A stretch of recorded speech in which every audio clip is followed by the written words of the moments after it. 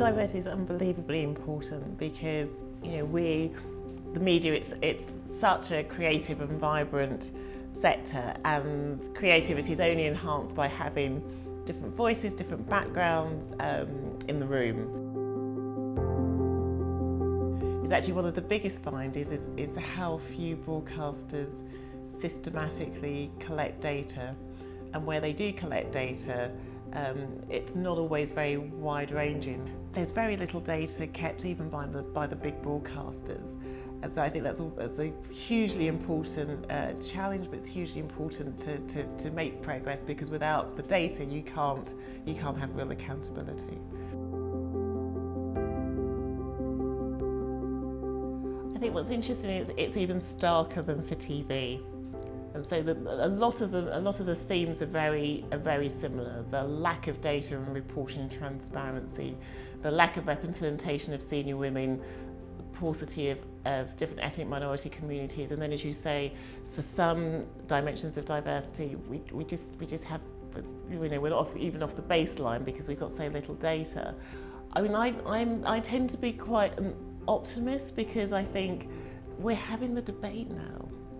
And the debate is something that the industry is now having on the basis of kind of consistent data. None of us can hide and say, well, actually, I'm doing better than you. We've now got with the Ofcom information a place where actually we now know, and the issue is now what are we then going to do about it? What's the action that then needs to happen on the back of that? We've obviously taken on responsibilities for the BBC in the last year, and the BBC's got a very important job given to it by Parliament to represent the whole of the UK, nations, regions, different communities. So we take our responsibilities really seriously in terms of working with the rest of the industry, radio and TV, as we're all on the journey to improve our diversity, and that's as much for us as the regulator. We've taken some steps ourselves, but there's more for us to do too. I think it's all about leadership, and I think it's all about the head of the broadcasters and the boards taking this seriously. And my experience is that you need sustained leadership over a number of years.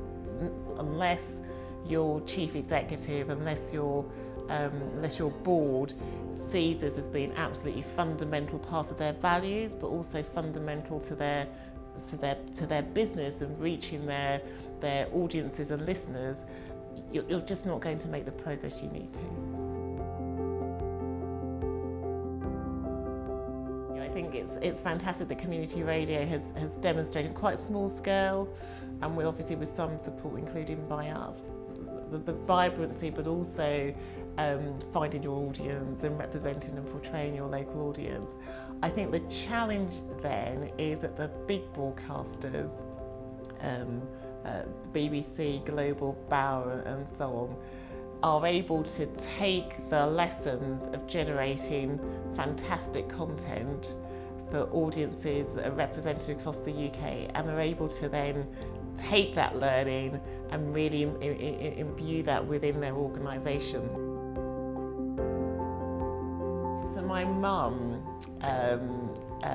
when she came from Jamaica, obviously the BBC was the main radio you heard in Jamaica, and she was a big radio listener. She was a great fan of some of the older DJs, so people like Tony Blackburn, were her sort of, I guess, radio friends. And I've now, I guess personally, I tend to listen much more to kind of news and current affairs. So the Today programme in the morning is probably my kind of mainstay and staple. But radio featured very prominently for my mum and me when I was growing up. I guess my dream outcome is that radio looks like the UK in all its diversity, nations, regions, youth, older people, people from different minority backgrounds, different faiths, different interests, that radio represents the vibrancy and the diversity of the UK. That would be a fantastic place to be.